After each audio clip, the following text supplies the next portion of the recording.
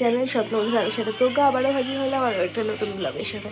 আজ 25শে ডিসেম্বর, কাল রাতেই ঠিক হলো আমরা একটুখানি ঘুরতে যাব।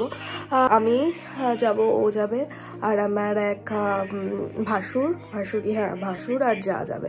চলো কোথায় কি যাই না যাই তোমাদের সাথে শেয়ার করবো, আশা করি তোমাদের ভালো লাগবে। এদিকে আমার মুখের মেকআপ মানে কমপ্লিট হয়ে গেছে, হালকা মেকআপ করেছি, আর একটু লিপস্টিক পরবো, তাহলেই হয়ে যায়। 2টোর সময় বেরোবো। এখন বাজে কটা বাজে? এখন 1:20। চলো তাহলে তাড়াতাড়ি ঝটপট খেয়ে নিই, খেয়ে দিয়ে সব গোছানো হয়ে গেছে, যাই চলো। আজ না অন্য দিনের তুলনায় ঠান্ডাটা কম। ঠান্ডাটা বাইরে কম হলেও আমার প্রচণ্ড পরিমাণে ঠান্ডা লেগেছে, যার কারণবশত এই কয়দিন ধরে ভিডিওই দিতে পারিনি, এতই শরীর খারাপ। ভাত, গরম ভাতে আলু সিদ্ধ দিয়ে দেবো, আলু সিদ্ধ দিয়ে কালকে দেবো ভাত, আলু সিদ্ধ। ঠিক আছে, হ্যাঁ সকালে দুপুরে তোর ঠিক আছে। ঠাম্মাকে যেহেতু প্রতিদিন ডাল ভাজা ভাত দিয়ে টিফিন দিয়ে থাকি, তাই ঠাম্মা বললো যে শীত পড়েছে তো তুই একটুখানি আলু সিদ্ধ গরম ভাতে ঘি দিয়ে লঙ্কা দিয়ে তাই দিবি। আমি তাই বললাম আচ্ছা কাল সকালে দেবো। যাই তাহলে তাড়াতাড়ি করে খাওয়াটা কমপ্লিট করে নিই। ফাইনালি খাওয়া দাওয়া আমার হয়ে গেছে। এখন এই জিন্স পরেছি আর এই টপটা পরেছি, পরে একটু লিপস্টিকটা পরে একটু টাচ আপ করে নিচ্ছি। মানে ফার্স্টে আমি নিউড লিপস্টিক দিয়েছি লিপস্টিক প্যালেট থেকে, তারপর একটু হাইলাইট করে নিচ্ছি। যাই হোক, একটা নর্মাল ভাবে রাখতে চেয়েছি। এখন কোথায় গিয়ে যাবো কে জানে, কি হবে না হবে। 2টোর সময় তো গাড়ি আসবে, বাজতেই চললো।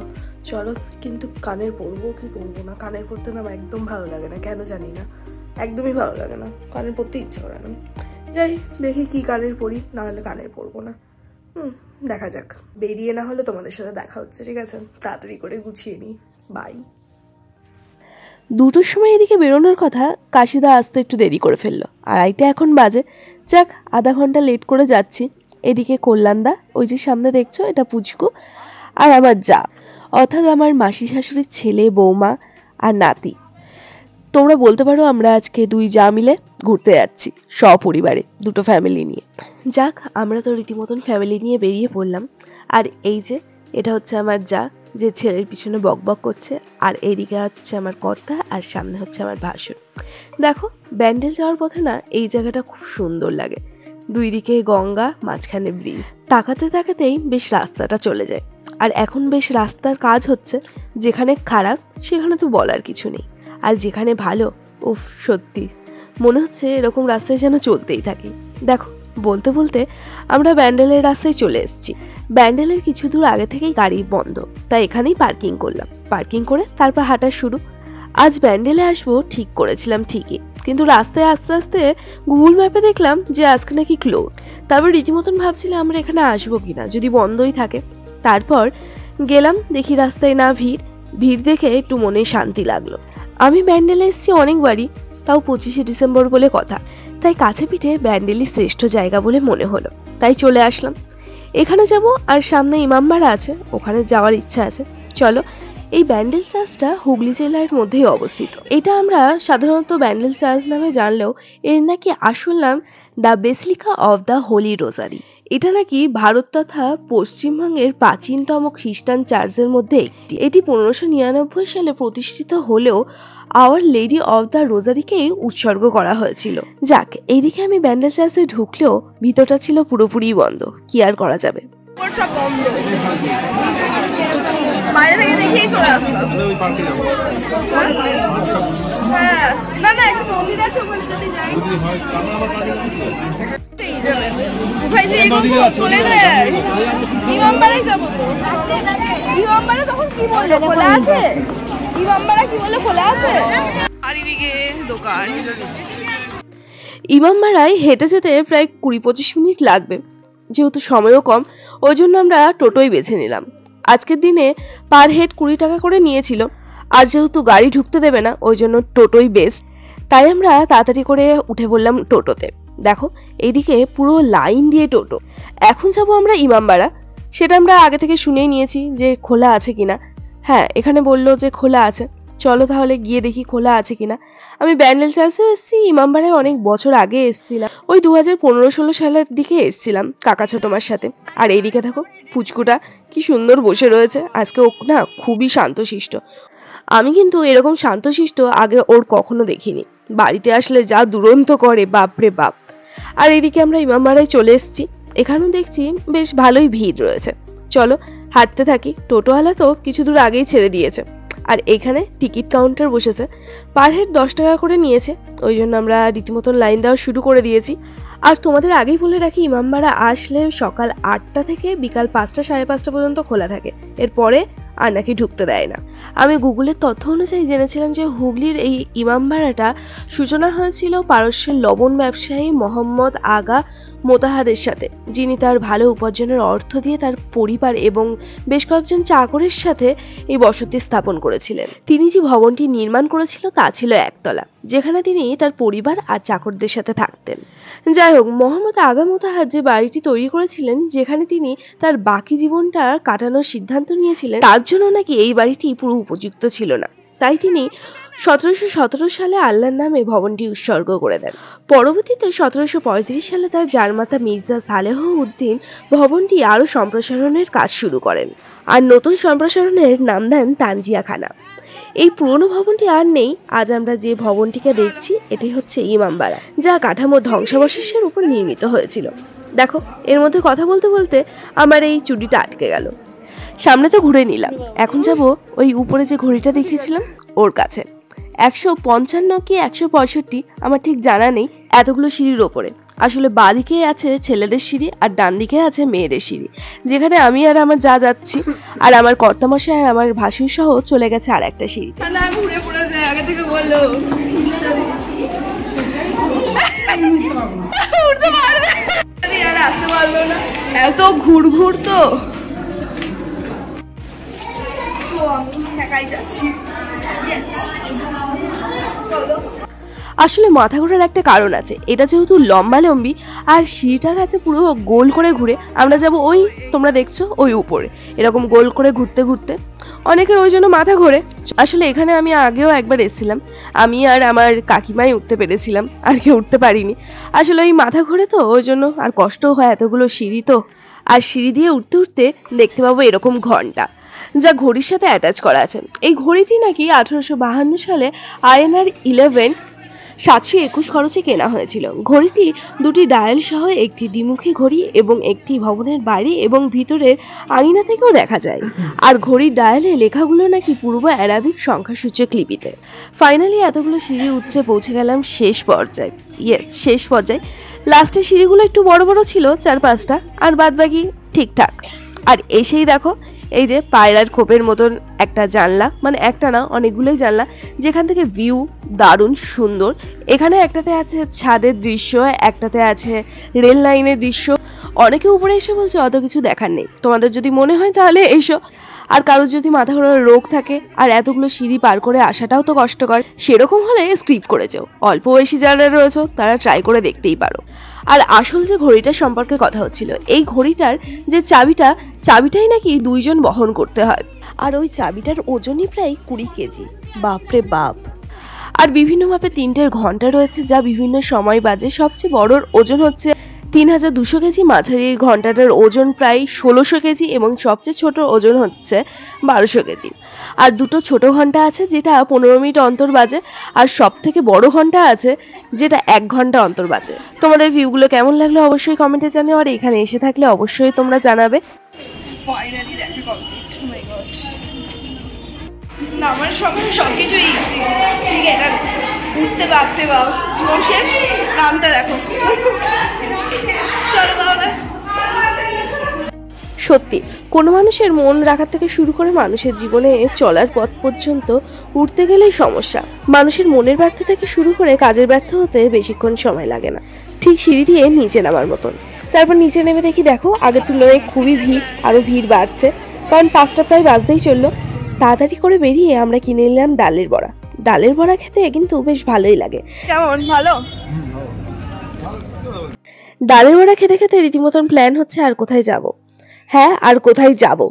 তারপর ঠিক হলো যে আমরা পার্কে যাব, নৈহাটি পার্ক, নাইস পার্ক। এখানেও আমি গেছি আসলে বিয়ের আগে 2021 সালে ওর সাথে গেছিলাম একবার। এই শীতের মরশুমেই গেছি, ডিসেম্বরের দিকেই গেছি। যাক, অনেকদিন যাওয়া হয় না। আর এইদিকে ডিসকাস হচ্ছে সিঁড়ি দিয়ে ওঠা নিয়ে।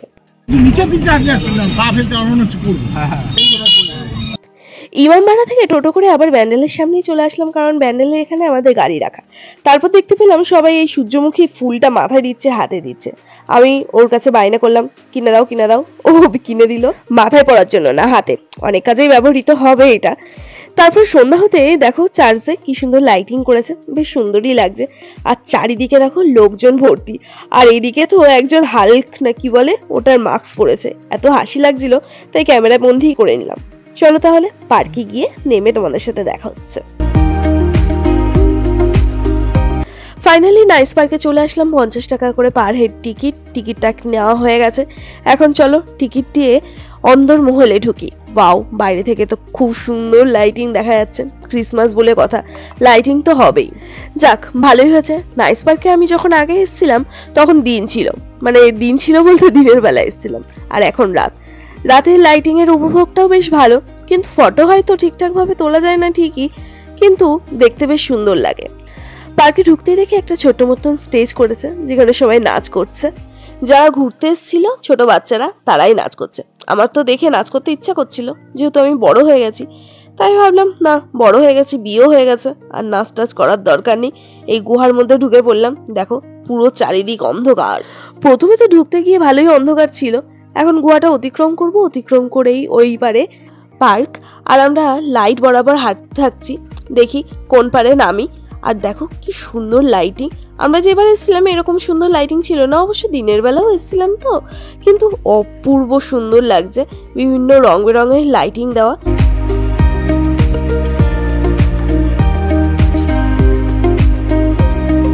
গুহা থেকে নেমেই সামনে একটা ছোট্ট পুকুর, যেখানে আমরা আগেরবার বোটিং করেছিলাম। আমি, আমার কর্তা আর আমার ভাই বোন 4 জন মিলে। উফ, সত্যি সেদিনকার কথাগুলো মনে পড়ে যাচ্ছে, এত হাসি হচ্ছিল। আমরা বোটিং করছিলাম, আমি তো সেই প্যাটেল ঘোরাতেই পাচ্ছিলাম না। আমাদের নৌকাটা না, সরি বোটটা, আর একজনের বোটের সাথে ধাক্কা খাচ্ছিল। সত্যি সেই সব কথা মনে পড়লে এখনো হাসি পাই। যাক, পুরোনো কথা ভুলে এখন যাচ্ছি আমরা সামনের ওই জায়গাটা কেমন জানি নতুন নতুন লাগছে। সবাই বলছিল যে হ্যাঁ নতুন কিছু একটা হয়েছে অ্যাড। হ্যাঁ, সত্যি অ্যাড হয়েছে। ওই যে তাজমহল টাইপের কিছু একটা করেছে। আর এইদিকে দেখো বাচ্চাদের সব নাগরদোল্লা, এটা কি বলে, বাইক টাইক সব দোল্লা টোল্লা রয়েছে। আর এইদিকে ঘোড়াটা, হ্যাঁ সেই সময় ঘোড়াটাও ছিল। মেন হচ্ছে এক্সট্রা অ্যাড হচ্ছে তাজমহল, যেটা মনে হয় এখনো কমপ্লিট হয়নি। আসলে এখানে তো সবাই বলাবলি করছে। চলো তাহলে। বাহ, বাড়িটা কি সুন্দর, আর লাইটিং দিচ্ছে, এত অপূর্ব লাগছে না।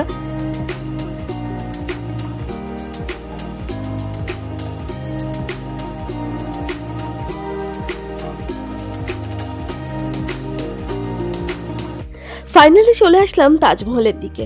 ওয়াও, এসে অপূর্ব লাগছে। সকালে জানি না কেমন লাগবে, আসলে রাত্রিবেলা এমনি সাদা, তার মধ্যে সাদা লাইট দিয়েছে, চোখটা যেন ওখানেই আটকে আছে। কিন্তু 25শে ডিসেম্বর অনুযায়ী এই পার্কে ভিড়টা খুব কম, একদিক থেকে বেশ ভালোই হয়েছে। আর এইদিকে কাজগুলো সত্যি এখনো কমপ্লিট হয়নি। আর আমরা তো রীতিমতো রেলিং এর নিচ দিয়ে ঢুকেছি। আর এখানে দেখো কি সুন্দর সুন্দর বসার সিট দিয়েছে, আর ঠান্ডার মধ্যে একটু রেস্টও নিয়ে নিচ্ছি। আর এইদিকে আমি অনেকগুলো ছবি তুলে নিয়েছি, আর আমার চশমাটা ওকে পরিয়ে দিয়েছি, পরে বেশ ভালোও লাগছে।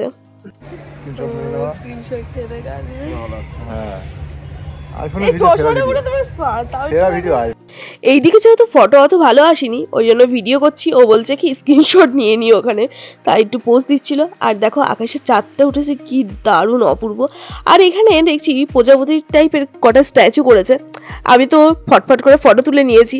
আর এই জায়গাটা সত্যি খুবই সুন্দর লেগেছে, অপূর্ব লেগেছে। একটা দিক তো ঘোরা হয়ে গেল, এবার যাবো আর একটা জায়গায়। এখানে সামনেই একটা রেস্টুরেন্ট টাইপের রয়েছে, যেখানে তোমরা চা কফি এভরিথিং পাবে। আসলে বাইরে থেকে চা বিস্কুট এগুলো সব খেয়ে এসেছিলাম, তো ওই জন্য ভিতরে এসে ট্রাইও করিনি আর দামও জানি না কেমন কি। তোমরা আসলে একবার এখান থেকে ট্রাই করে যেতে পারো। কিন্তু এখানে আর যা হোক বা না হোক অনেকগুলো দোলনা আছে, মানে অনেক রকম দোলনা আছে। ওখানে ব্রেক ড্যান্স আছে, ওটাই না চড়তে খুব ইচ্ছা করছে। দেখি কে সাথে যায়, তার সাথেই তাহলে যাবো, একা হলে আর যাবো না। আর সামনে যেতেই দেখো এখানে কি সুন্দর ফোয়ারা আর রং বেরঙের দিয়েছে লাইট, দারুণ লাগছে। আর এই সাইডে ফুচকার স্টল, যেটা আমি এখন খাবো না, কিন্তু এখন যেহেতু ঠান্ডা, তো ঠান্ডার মধ্যে সত্যি বেরিয়ে খুবই মজা। তাও আমি শরীর খারাপের থেকে উঠেছি ঠিকই, একটু সবার থেকে বেশিই ঠান্ডা লাগছে, বাট ঠিক আছে। তারপরে এখানে এসেই দেখি বাহুবলীর একটা থিম করেছে, আর তার পাশেই আছে ভূত বাংলো, যেখানে আমি একদমই যাব না। তাও আবার রাত্রিবেলা ভূত বাংলো তো কে যায় না, কোনো দরকার নেই। দিনের বেলা তাও রিস্ক নেওয়া যায়, কিন্তু রাত হলেই কেমন জানি না, কিছু না থাকলেও বুকটার মধ্যে ধকধক করে। যাক, এইদিকে থিমগুলো খুব সুন্দর। সাইডের দেখি একটা কি সুন্দর ছোট্ট করে একটা থিম আছে, যেখানে বিভিন্ন হাতের কাজে ভর্তি। আমার তো খুবই ভালো লেগেছে জায়গাটা। এখানে অতটা ফটোটা ভালো আসেনি ঠিকই, বাট খুব সুন্দর লেগেছে জায়গাটা। দেখো কি দারুণ মূর্তিগুলো। তারপর চলে আসলাম ব্রেক ডান্সে। হ্যাঁ, ব্রেক ডান্সে উঠবো আমি, আমার ভাসুর আর ওই পুচকে। তারপর রীতিমতন ব্রেক ডান্সে উঠে গেছি। এই যে সামনে আছে কল্যাণদা আর আমি আছি পিছনে, কারণ আমরা দুইজনই মোটা, তো তাই এক সিটে ধরিনি, তাই আলাদা সিটেই আমরা বসে গেছি। তারপর হচ্ছে আসল খবর, মানে আমি এত চিৎকার করেছি কি বলবো, গলার মধ্যে আমার জাস্ট ব্যথা শুরু হয়ে গেছে। এমনিই ছিল আমার গলাটা প্রচন্ড পরিমাণে ব্যথা, আসলে ঠান্ডার কারণ বশত। আসলে আগেও না অনেকবার উঠেছি, এত ভয় লাগেনি, একা বসে এত ভয় লাগছিল।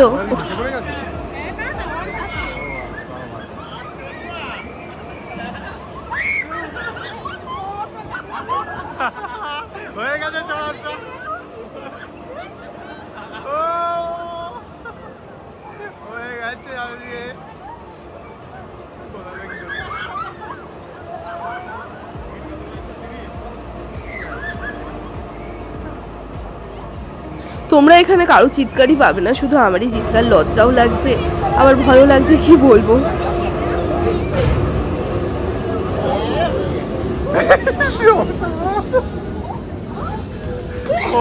সত্যি আমি এই জোরে হাসি তাও মানা যায়, বাট এত জোরে চিৎকার করি আমার গলাটা পুরো শেষ হয়ে গেছে। আর এই যে পুচকু, এই পুচকু বিনা ভয়ে কি সুন্দর দোলনা চললো, ও মাই গড সত্যি। আর আমি ওর কাছে মানে বাচ্চা হয়ে গেল ওর থেকে। তারপর রীতিমতন আমরা গাড়িতে উঠে সামনে একটা চায়ের দোকান ছিল, ওখান থেকে কফি অর্ডার করেছিলাম। তাড়াতাড়ি ঠান্ডার মধ্যে কফি নিয়ে নিলাম, আর সাথে নিয়েছিলাম লম্বু, যেটা আমার তাড়াতাড়ি খাওয়া হয়ে গেছে। আসলে দেখতে দেখতে সন্ধ্যা হয়ে গেছে, ওই জন্য খাওয়ার টাইমও হয়ে গেছে, ওই জন্য খিদেও পেয়ে গেছে প্রচন্ড পরিমাণে। আসলে মেন কথা হলো, যখন খাবার ছিল তখন খিদে ছিল না, আর যখন খাওয়ার নেই তখন খিদে রয়েছে। A few minutes later. Finally বাড়িতে এসে ফ্রেশ হয়ে করে ফেললাম গামাখা করে ম্যাগি, যেটা আমরা খাবো দুইজন। আসলে ঘুরতে গিয়ে ঘোরাঘোরা করে খাওয়ার ঠিকঠাক টাইম হয়নি, ওই জন্য প্রচন্ড পেটে জ্বালা শুরু করে দিয়েছিল। আর শেষমেশ ম্যাগি ছিল, চানাচুর কিচ্ছু ছিল না যে আমি মুড়ি দিয়ে খাবো। সো যাই তাড়াতাড়ি করে ম্যাগিটা খেয়ে নিই। শীতকালে কিন্তু ম্যাগি খেতে খুব ভালো লাগে, আর ম্যাগি খেলেই পুরো পাহাড়ের কথা মনে পড়ে। বাড়ি এসে এখন খাচ্ছি ম্যাগি, মানে এতটা ম্যাগি আমি খাচ্ছি না, ও আর আমি মিলে খাবো। এখন 9টা বাজে। সো এখন খাচ্ছি, আবার পরে রুটি খাবো, রুটি এনেছি আসার পথে। তাহলে এখনকার ব্লগটা এই পর্যন্ত।